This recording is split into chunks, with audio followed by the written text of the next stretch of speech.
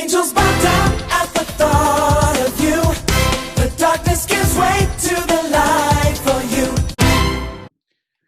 Bom dia, meus amigos. Sejam todos bem-vindos. Abra sua Bíblia no livro de Filipenses, capítulo 2, o versículo 7. Filipenses, capítulo 2, o versículo 7. Diz assim: Antes, a si mesmo se esvaziou, assumindo a forma de servo, tornando-se em semelhança de homens, e reconhecido em figura humana. Verso 8. A si mesmo se humilhou, tornando-se obediente até a morte, e morte de cruz. Esse verso, ele nos traz essa característica de Jesus Cristo, Deus, pleno Deus, e resolvendo se esvaziar. Esse esvaziar-se é algo interessante de nós analisarmos. Deixa eu contar para vocês uma história. O pastor Amin Rodor foi meu professor. Essa história que eu vou contar é da época que ele era ainda diretor do Seminário Teológico Adventista ali. Ele viajou com o pastor Paulo Martini, diretor do Centro Universitário Adventista ali em São Paulo, ali em Engenheiro Coelho. E eles viajaram até Luanda, capital da Angola. E eles foram até lá para fazer alguns acertos com a sede administrativa da Igreja Adventista lá, sobre os esforços evangelísticos dos alunos de teologia do NASP, realizados ali em Angola e Moçambique. Alunos, no caso do Brasil, que fizeram um trabalho, um estágio lá, em Angola e Moçambique. Eles foram para lá, então, para dialogar sobre algumas questões do que havia sido feito lá e tal. E durante essa ocasião, quando eles fizeram essa viagem, o pastor Paulo Martini foi convidado para um encontro com o cônsul da Angola. E esse cônsul da Angola, ele demonstrou estar bastante interessado em reabrir o Colégio Adventista em Missão do Bongo, que estava fechado por causa de algumas questões da guerra civil que haviam acontecido ali. Mas eles tinham um problema. Eles viajaram para lá e tal, e eles tinham um problema na hora de retornar. Eles não tinham conseguido marcar ainda no Brasil as passagens de retorno. E os voos estavam todos lotados. Daí, então, nessa entrevista com o cônsul, o pastor Martini explicou a situação e tal, e o cônsul encarregou, então, o seu secretário de resolver a situação, resolver a questão. Então, na saída, o secretário telefonou para alguém e deu a seguinte ordem: consiga 2 passagens de volta para o Brasil no próximo domingo. Em seguida, deu o nome do pastor Paulo, do pastor Amin e tal. E quando ele desligou o telefone, ele falou assim para os pastores: poder é para ser usado. Poder é para ser usado.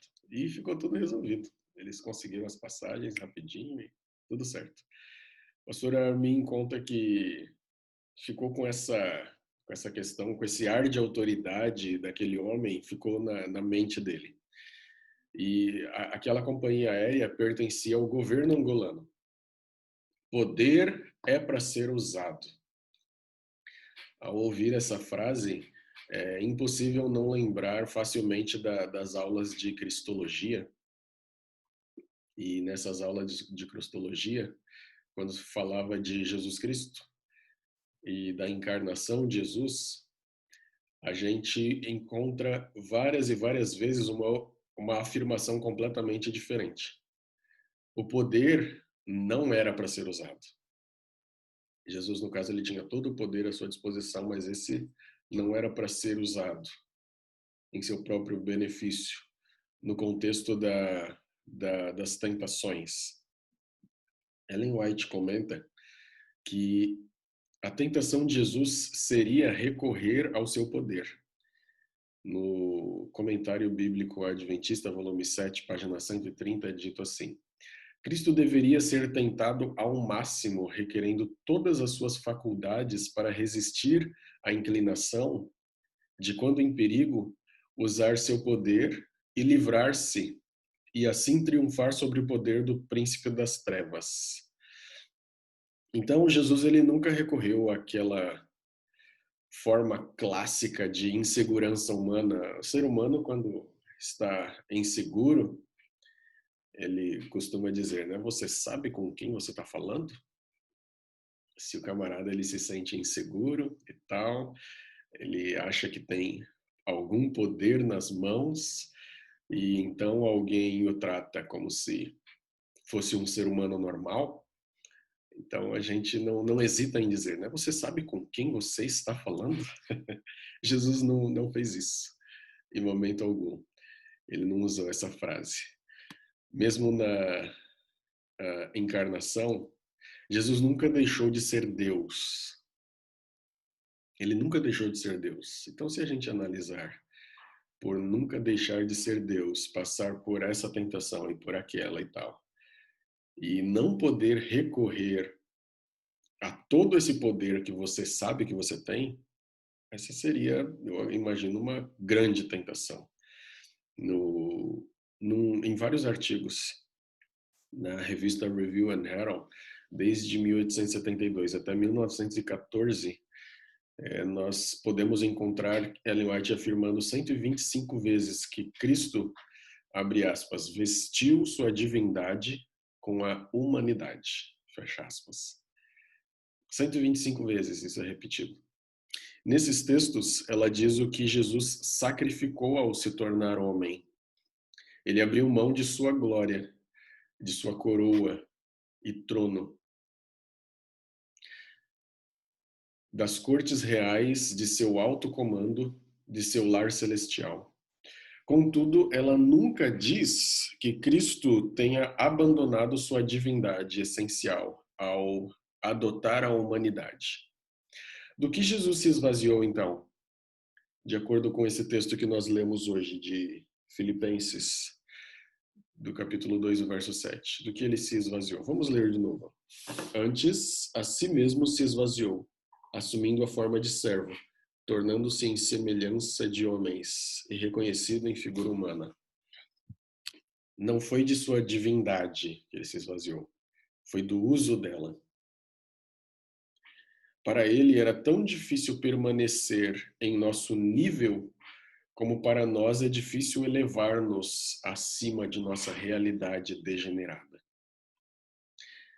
Essa frase abre possibilidades para várias reflexões muito profundas. Faz sentido essa reflexão de hoje? Vamos finalizar com uma oração? Santo Pai, querido Deus, como é bom nós percebermos, pelo menos tentarmos imaginar quão grande é o teu amor. E louvamos o Senhor por tão grande misericórdia, pela disposição de Jesus Cristo em se esvaziar para alcançar o homem pecador e conceder-nos a oportunidade de viver eternamente, de sermos restaurados e resgatados. Obrigado, Santo Deus. Que venhamos refletir acerca disso com carinho, com atenção, e que assim possa haver gratidão em nós e disposição em te buscar, estar ao teu lado e Amém. desfrutar desse privilégio enorme que o Senhor nos concede de estarmos na tua presença. Fica com cada um de nós, guia-nos nesse dia, abençoa-nos e que a tua mão poderosa venha agir na vida de cada um de nós conforme a tua vontade, atendendo às nossas necessidades. São bênçãos que pedimos no nome de Jesus. Amém. Amém. Até mais, meus queridos. Tenham um bom dia.